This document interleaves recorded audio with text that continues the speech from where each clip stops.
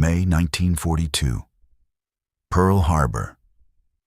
Inside a cramped radio intercept station, lit only by the glow of vacuum tubes and overhead bulbs swinging in the warm Hawaiian night. American codebreakers hunched over pages of garbled Japanese transmissions, piecing together an enemy plan that could decide the war in the Pacific. They believed they had cracked it. The target was clear. The invasion was imminent.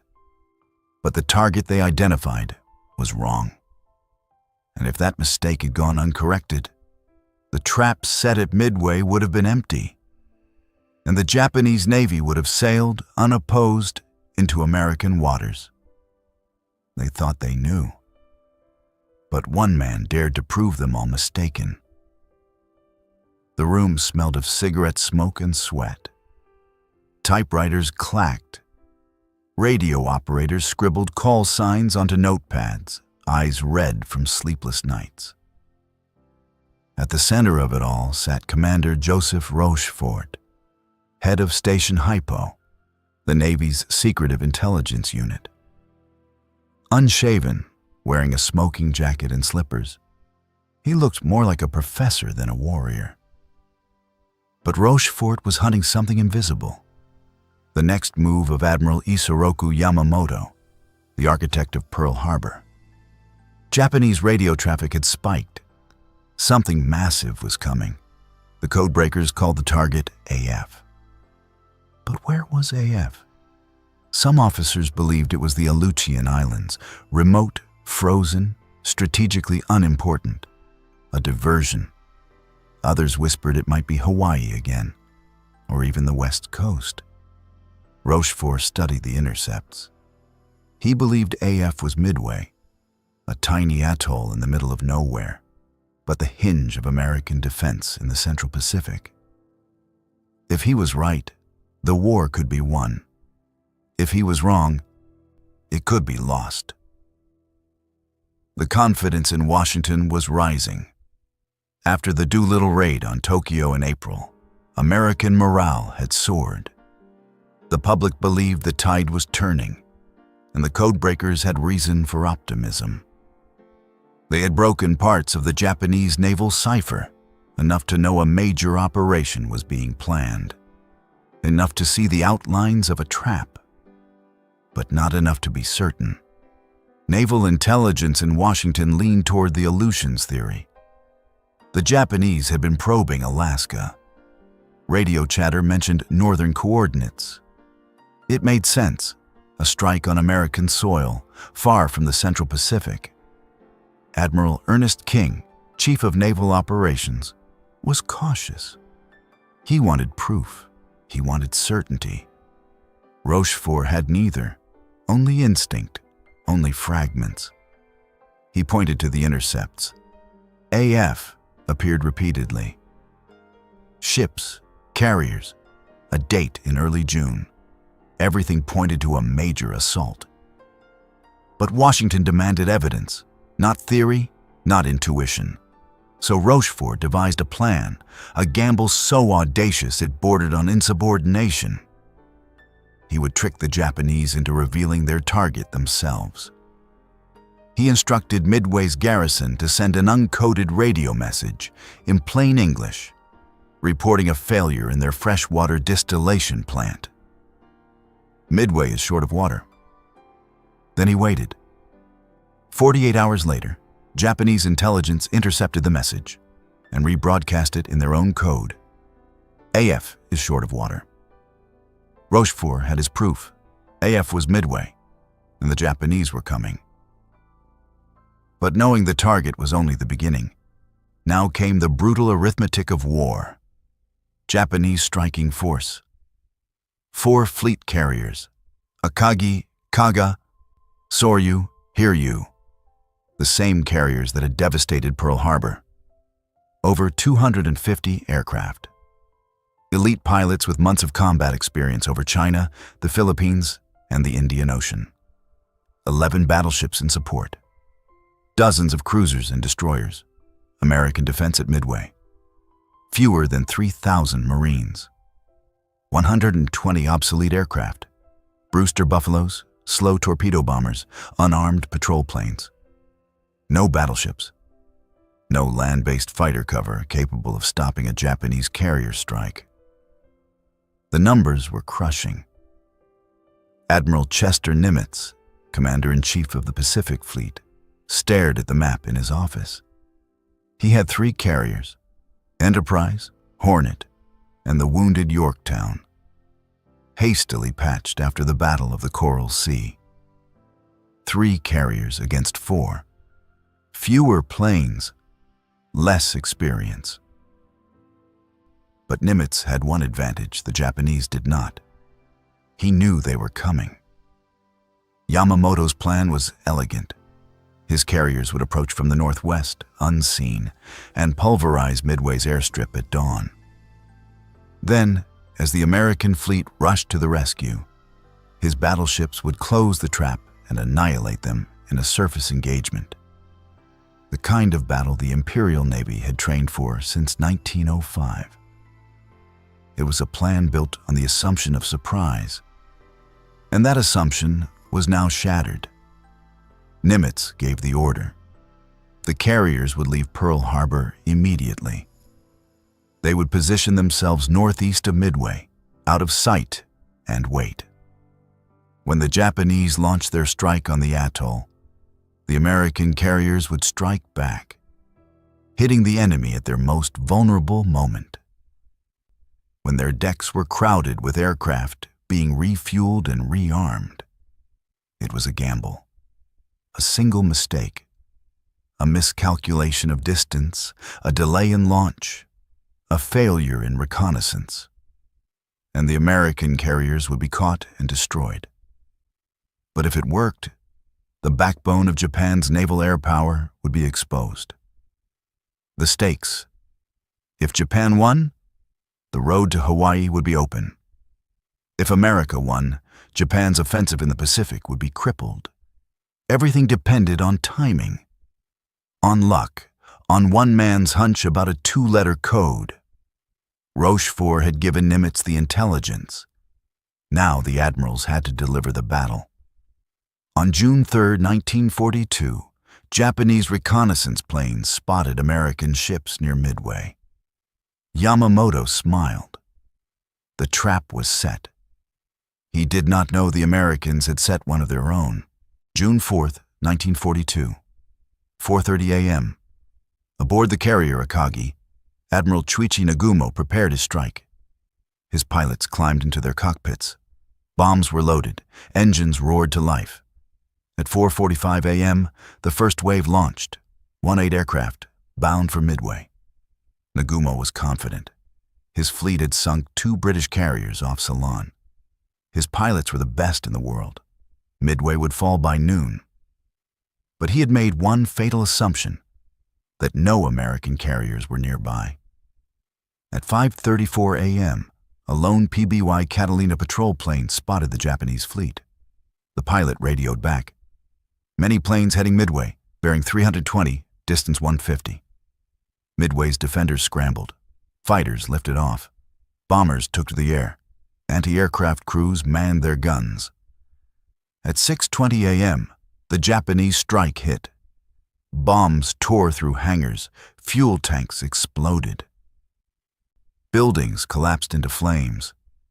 But the airstrip remained operational, and the American carriers, still hidden, had not been found. Nagumo's planes returned at 7 a.m., low on fuel, some damaged. His flight commander radioed, "Second strike necessary." Nagumo hesitated. His doctrine required him to keep half his aircraft armed with torpedoes, ready to strike enemy ships. But no American carriers had been reported. He gave the order, rearm the reserve strike force with land attack bombs. Hit Midway again. For 30 minutes, ordnance crews worked frantically. Torpedoes were unloaded. Bombs were wheeled up from the magazines. The flight decks were chaos. Fuel hoses snaking across steel, munitions piled in the open. Then, at 7:28 a.m., A Japanese scout plane radioed, "10 enemy surface ships sighted." Nagumo froze. At 7:45 a.m., the scout clarified, "Enemy force accompanied by what appears to be a carrier." Nagumo's face went pale. "A carrier? Here, now." He immediately reversed his orders. "Remove the bombs, reload the torpedoes, prepare for naval attack." But his decks were a disaster. Bombs lay exposed. Fuel lines were still connected. Aircraft returning from Midway needed to land. He had no choice. He would have to recover his strike force first, then rearm, then launch. It would take an hour. At that moment, high above, American dive bombers were approaching.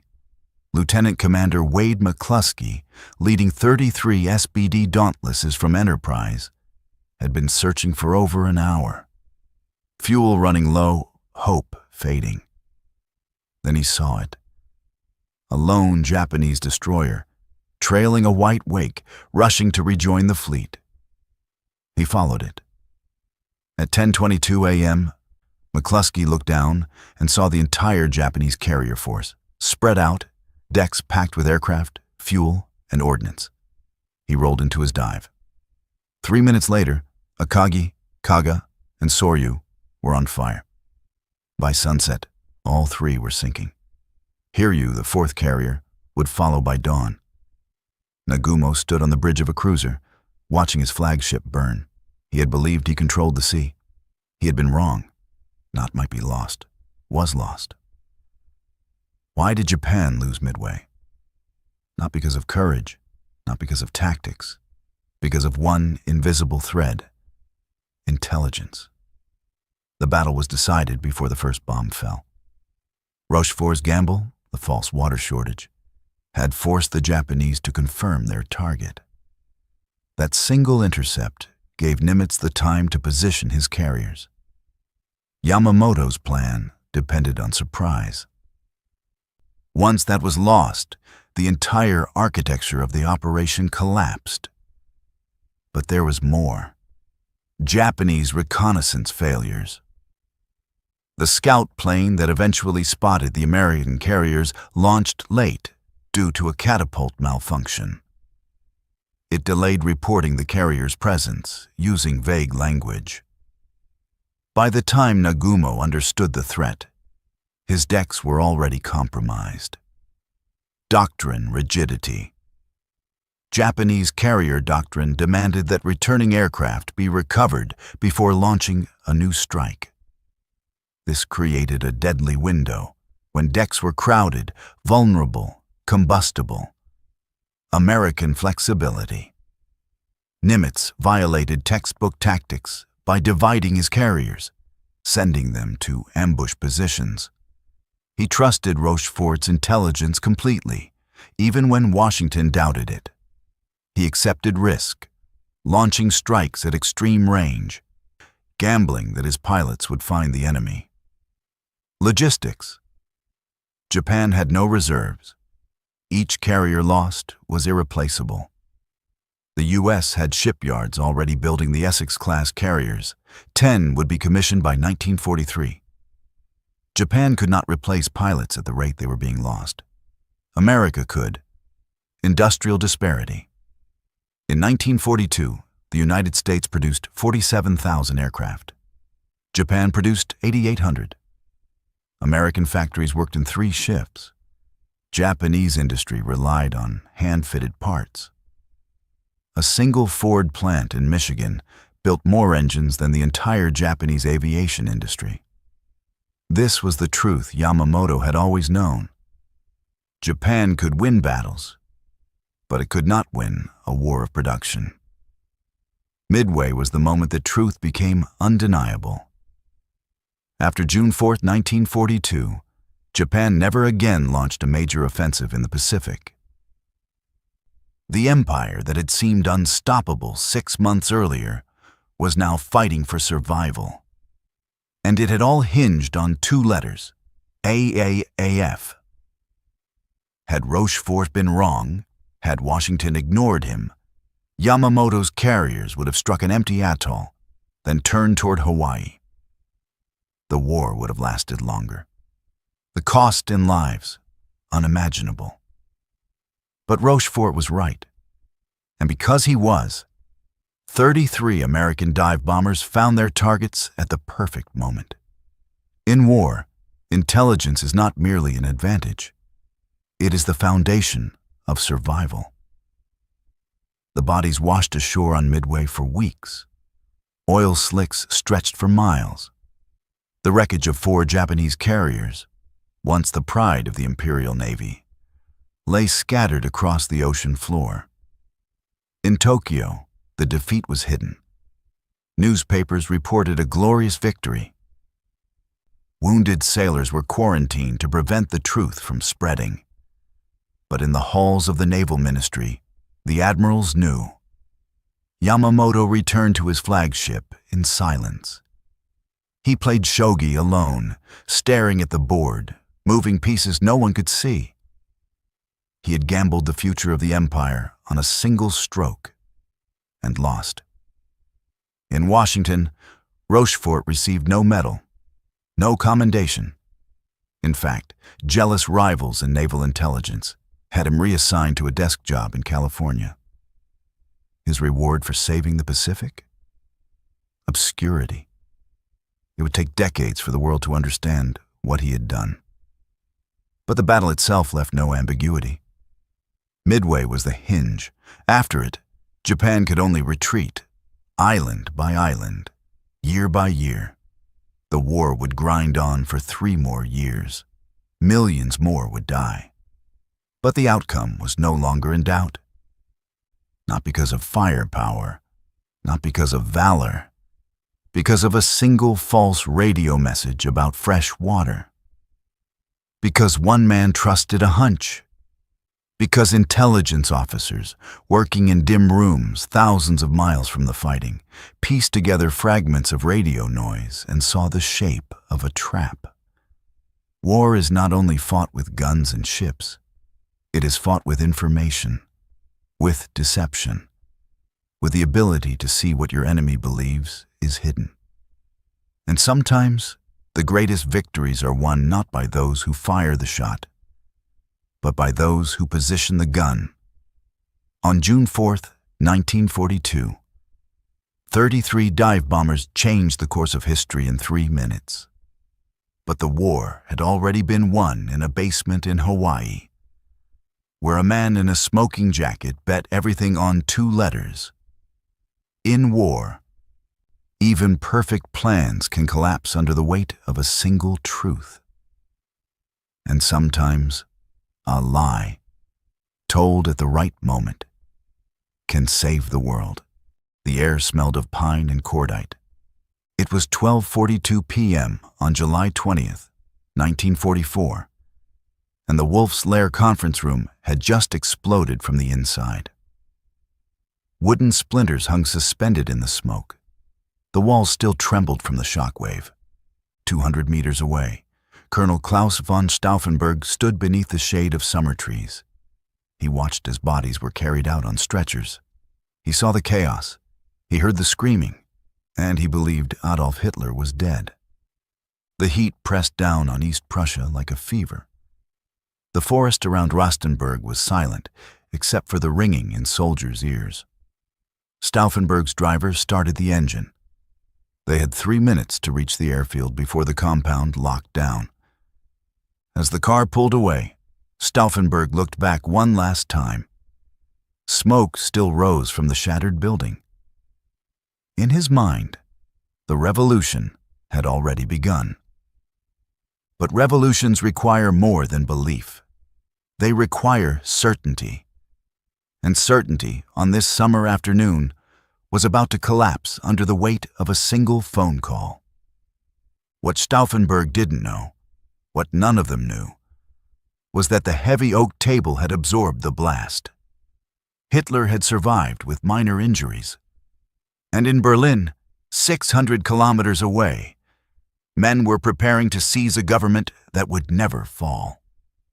The moment they realized their mistake would arrive in less than 6 hours, and it would feel like falling through ice. Germany, in July 1944, was a nation eating itself alive. The Soviet army had crossed into Poland. Allied forces were pushing through Normandy. German cities burned under waves of bombing raids. The Wehrmacht was bleeding out on two fronts, and everyone with eyes could see the end approaching. But inside the Reich, a small group of officers refused to wait for the apocalypse. They called themselves the German Resistance, though history would remember them as the Schwarze Kapelle, the Black Orchestra. They were not radicals or communists. They were career military men, aristocrats, civil servants. Generals who had once sworn loyalty to Hitler now plotted his death. At the center stood Klaus von Stauffenberg, war hero, aristocrat, a man who had lost an eye, his right hand, and 2 fingers on his left in North Africa. He moved through the Reich's inner circles with the calm authority of someone who had already made peace with his own death. Around him, General Ludwig Beck, former Chief of Staff, General Friedrich Olbricht, Deputy Commander of the Reserve Army, Karl Goerdeler, former Mayor of Leipzig, who dreamed of negotiating peace with the Allies. Their plan was elegant in its simplicity. Operation Valkyrie, the Wehrmacht's own emergency mobilization protocol, would be hijacked. Kill Hitler. Blame the SS. Activate Valkyrie. Seize Berlin. Negotiate surrender. They were not trying to save the Nazi regime. They were trying to save Germany from total annihilation, from the firestorms, from the advancing Red Army, from a war that had already been lost. But their plan had one fatal flaw. It required Hitler to be dead. Not wounded, not injured, dead. And on this day, luck would betray them in the cruelest way possible. The Heinkel touched down at Rangsdorf Airfield at 3 p.m. Stauffenberg stepped onto the tarmac, still wearing his uniform, the empty sleeve pinned neatly at his side. His face was calm. His voice was steady. When his co-conspirators met him at the car, he said the words they had been waiting months to hear. The bomb went off. Hitler is dead. The drive into Berlin felt like liberation. Summer light filtered through the trees along the highway. For the first time in years, these men allowed themselves to imagine a future without the Führer, without the war, without the death camps and the firestorms and the endless grinding march toward oblivion. At Bendler Block headquarters, the nerve center of the Reserve Army, General Olbricht began issuing orders. Typewriters clattered, phones rang. Valkyrie was activated across Germany, infantry units mobilized. Tank battalions received new commands. In Hamburg, in Munich, in Vienna, Wehrmacht officers opened sealed envelopes marked emergency protocols. They read instructions to arrest SS leaders, secure government buildings, and await further orders from Berlin. The conspiracy believed it was now the legitimate government of Germany. Outside Olbricht's office, junior officers smoked cigarettes and exchanged nervous glances. Some knew what was happening. Others suspected. All of them felt the strange electricity in the air, the sense that history was being rewritten in real time. But illusions, no matter how carefully constructed, cannot survive contact with reality. And reality was already traveling toward them at the speed of a telephone signal. By 4 p.m., the first cracks appeared. Reports flooded into Bendler Block from Wolf's Lair, but they contradicted each other with maddening imprecision. Some officers claimed the Führer was dead. Others said he was injured. A few insisted he was unharmed and already issuing orders. The conspiracy had planned for chaos. They had not planned for ambiguity. Major Otto Rehmer commanded the Berlin Guard Battalion, the unit responsible for security in the capital. He received 2 sets of orders within minutes of each other. The first, from Valkyrie headquarters, instructed him to arrest Joseph Goebbels and secure the propaganda ministry. The second, from his SS liaison, told him to ignore all non-standard commands. Remmer was a loyal Nazi, but he was also a soldier who followed the chain of command. And right now, the chain was tangled beyond recognition. Inside Bendler Block, the conspirators faced a more immediate problem. General Friedrich Fromm, the commanding officer of the entire reserve army, refused to join the coup. When Ulbricht tried to explain the situation, Fromm's face went cold. "You're insane," Fromm said quietly. "The Führer is alive. You've just signed your own death warrants." Stauffenberg drew his pistol. 2 junior officers moved to flank Fromm. Within minutes, the commanding general of the reserve army was locked inside his own office, a prisoner in his own headquarters. It was a desperate move, and desperation, once it enters a room, never fully leaves. Outside, the summer afternoon stretched toward evening. Shadows grew longer, and with every passing minute, the silence from Rastenburg grew heavier. By 5 p.m., the conspiracy was choking on its own uncertainty. No official confirmation of Hitler's death had come through. Not from the Reich Chancellery, not from the propaganda ministry, not from any of the communication channels that should have been broadcasting the news of the Führer's assassination to the entire nation. Joseph Goebbels was still at his post, still coordinating broadcasts, still very much alive and unimprisoned. This should have been impossible. Major Remmer, growing increasingly suspicious, made a decision that would unravel everything. Instead of arresting Goebbels as ordered, he went to the propaganda ministry to confront him directly. Goebbels was many things: a fanatic, a manipulator, a master of psychological warfare. But he was not stupid. He recognized immediately what was happening: a coup, poorly coordinated, built on the assumption of Hitler's death. "I can prove the Führer is alive," Goebbels said. "Would you like to speak with him yourself?" Remmer hesitated, then nodded. Goebbels picked up a phone, placed a call to Rastenburg, and within minutes, Adolf Hitler's voice crackled through the receiver. Not a recording, not a fabrication. The real voice of the Führer, alive and seething with rage. Hitler ordered Remmer to crush the coup immediately, to arrest everyone involved, to show no mercy. Remmer saluted a telephone and left to mobilize his troops. In that moment, the revolution died. It would take another 90 minutes for the conspirators to realize it.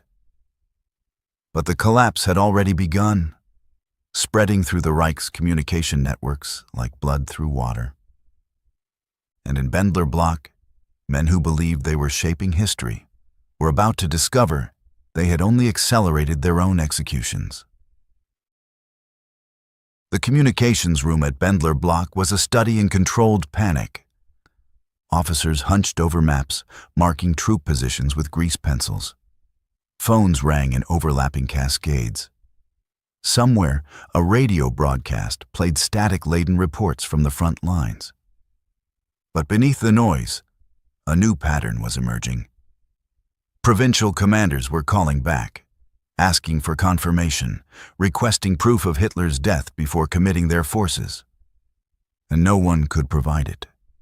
General Beck stood near the window, his glasses reflecting the late afternoon light.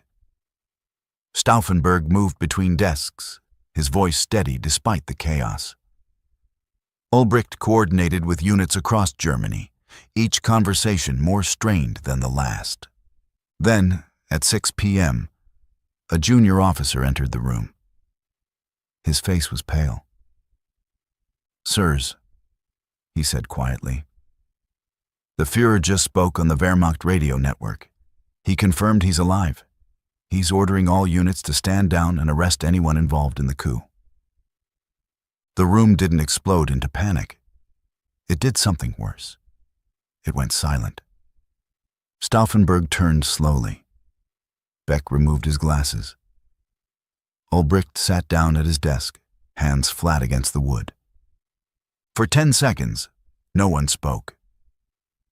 The radios continued their static hum. Outside, the city buzzed with evening traffic. But inside this room, time had stopped. Because this wasn't just bad news. This was the end of everything. Another officer entered. General Beck, I have 3 more confirmations. Hitler is alive. He's broadcasting orders directly.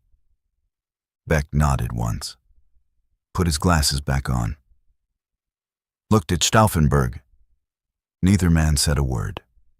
They didn't need to. The truth was written in the silence between them, in the weight of the air, in the way Stauffenberg's remaining hand trembled slightly before he steadied it against the desk. They had bet everything on a single explosion. Their lives, their families, their honor, Germany's last chance at redemption. And Hitler had survived. It was 6:30 p.m. when the moment fully arrived. Not as a thunderclap, not as a dramatic revelation, but as a slow, suffocating realization that spread through the conspirators like poison through bloodstream. General Beck stood motionless near the map table. His eyes were open, but he wasn't seeing the room anymore. He was seeing the firing squad that would come for him. The trials, the executions of his family under the blood guilt laws. Stauffenberg's face had gone rigid. He had seen death before, in the desert, in the field hospitals, in the mirror every morning when he looked at his ruined body. But this was different. This was watching the door close on your own tomb while you were still breathing. Ulbricht sat down heavily in a chair. His hands gripped the armrests. Outside, they could hear vehicles pulling up to the building. Boots on pavement, shouted orders. The realization unfolded in 3 distinct stages, each one more devastating than the last. First came denial. It could be propaganda, the SS lying to regain control.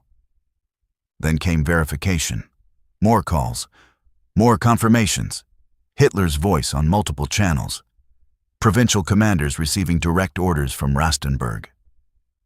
Finally came acceptance, and acceptance felt like drowning in cold, clear water. You could see the surface. You understood exactly what was happening, and there was nothing you could do to stop it. Stauffenberg caught Beck's eye across the room. Neither man spoke. The silence between them contained entire conversations, apologies, regrets, the acknowledgement that they had tried and failed, and now would pay the price. Outside the window, the summer sky was deepening into twilight. The warm orange light made everything look peaceful, beautiful even. But inside this room, 6 floors above the Berlin streets, the conspirators were already ghosts. They just hadn't stopped moving yet. The phones had stopped ringing. That was the strangest part. For hours, the room had been chaos. Now it was silent. And in that silence, they could hear the building being surrounded. This was the moment. Not when the bomb exploded, not when Hitler survived. But here, now, in this quiet room, when hope finished dying and certainty took its place. They knew. They all knew. And knowing changed nothing except the expression in their eyes. At 7 p.m., the building turned against itself. Officers who had been taking orders from the conspirators suddenly drew their weapons. Loyalists who had been watching and waiting decided the coup was finished. They freed General from his office. Fromm emerged like a man possessed by self-preservation. He knew his position was precarious. He had been in the building during the coup attempt. His survival depended on swift, brutal action that would prove his loyalty to the regime. "Arrest them all," Fromm ordered. "Stauffenberg, Beck, Ulbricht, every officer involved in this treason." The conspirators didn't resist. What would have been the point? The building was surrounded. Berlin was now in the hands of troops loyal to Hitler. Every exit was sealed. Fromm assembled a makeshift court-martial.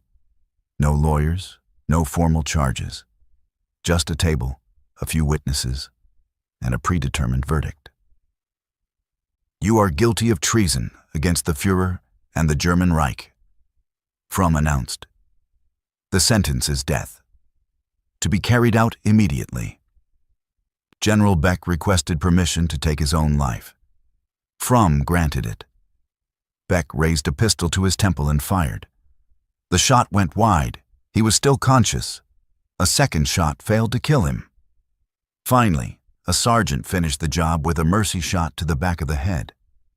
It was 10 p.m. when they took Stauffenberg, Ulbricht, and 2 other conspirators into the courtyard. The night was warm. The city beyond the walls hummed with ordinary life. People eating dinner, listening to radios, unaware that in this small courtyard, the last act of Germany's internal resistance was ending in front of a firing squad. Stauffenberg stood straight despite his injuries. His last words were simple: "Long live sacred Germany." The shots echoed off the brick walls. 4 bodies fell. The entire operation, from Stauffenberg's arrival in Berlin to his execution, had lasted 7 hours. Fromm left immediately to report to Goebbels, hoping his swift action would save him. It wouldn't.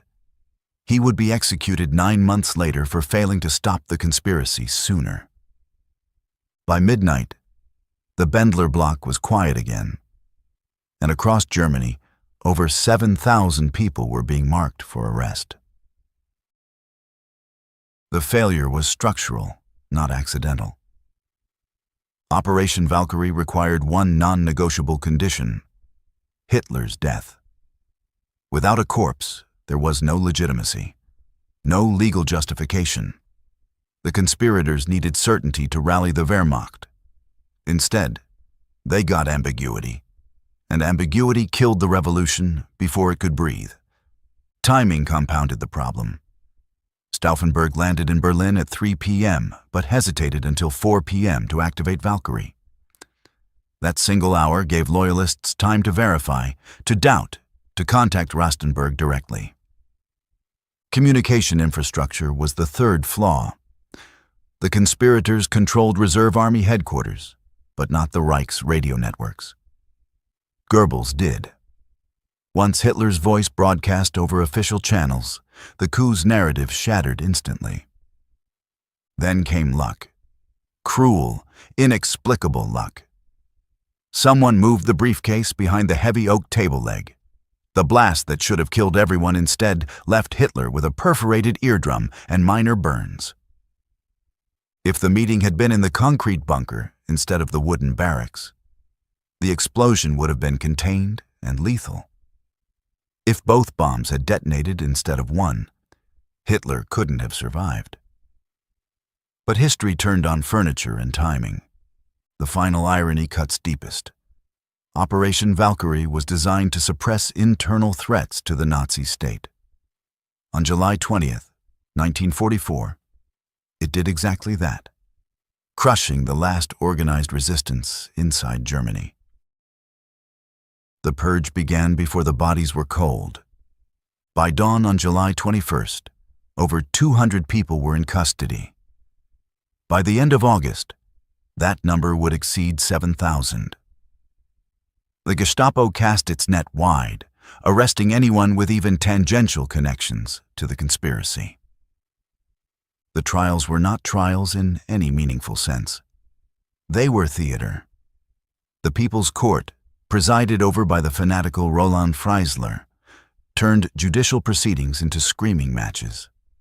Defendants were denied lawyers. Evidence was irrelevant. Verdicts were predetermined. Freisler humiliated the accused before executing them.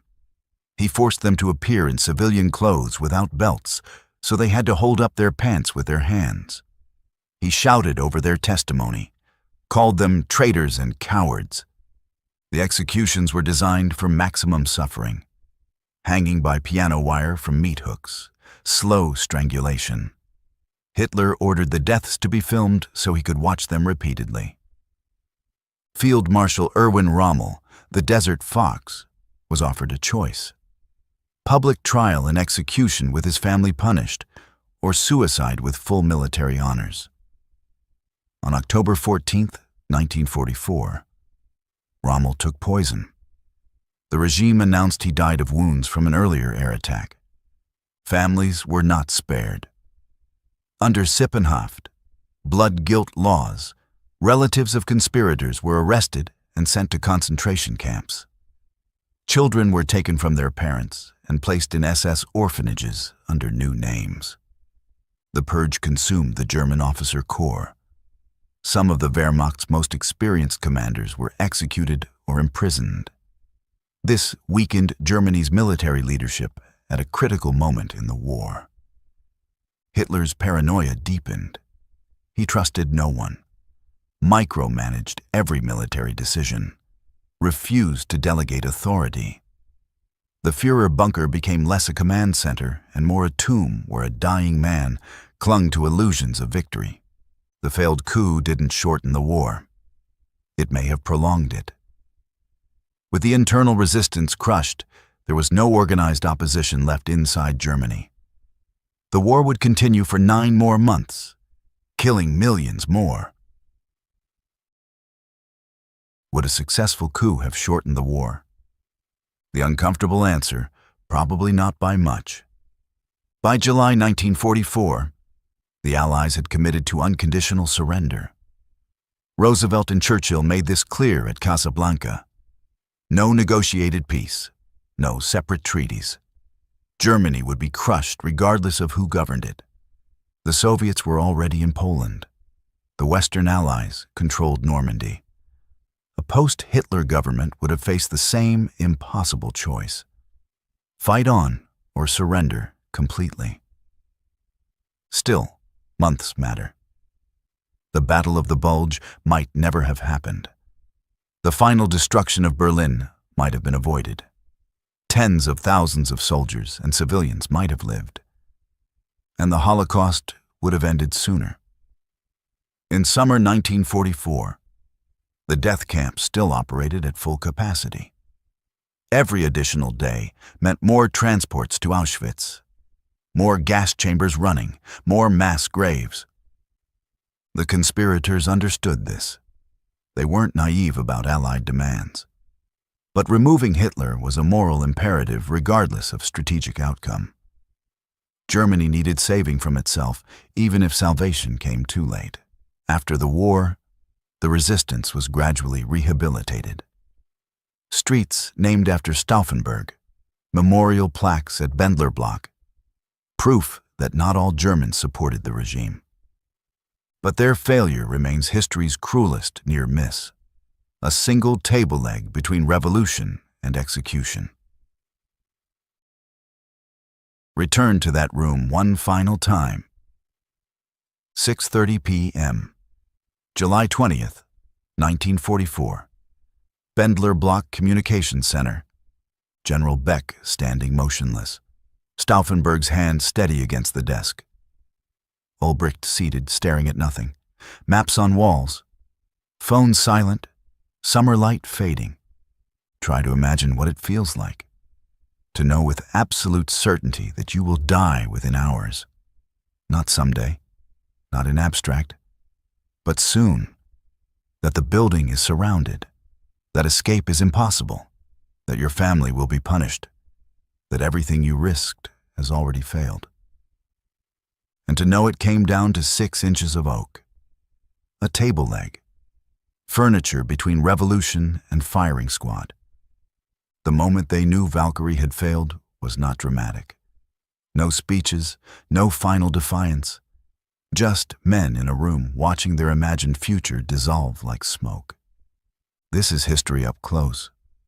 Not grand narratives or inevitable arcs, but people making decisions with incomplete information, betting everything on outcomes they cannot control.